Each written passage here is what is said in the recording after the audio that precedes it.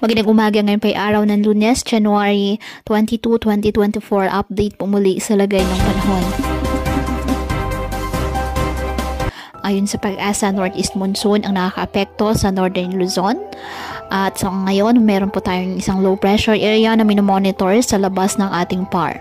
At ang trough na nasabing LPA nakakaapekto na po sa ilang bahagi ng ating bansa.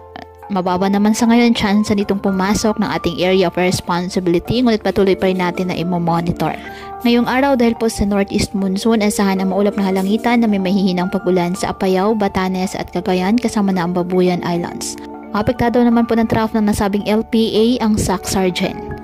Ang Ilocos Region, nalalabing bahagi ng Cagayan Valley at nalalabing bahagi ng Cordillera Administrative Region, asahan ng bahagyang maulap hanggang sa maulap na halangitan na may mga isolated light rains dahil po sa amihan.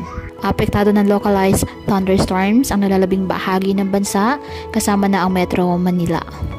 Kaya patuloy po natin na pinag-iingat ang ating mga kababayan sa bantapon ng mga pagbaha at pagguho ng lupa at ugaliin na magdala palagi ng payong o kahit anumang panangga sa ulan sa tuwing lalabas ng ating mga tahanan. At yan po muna ang update sa lagay ng panahon ngayong araw.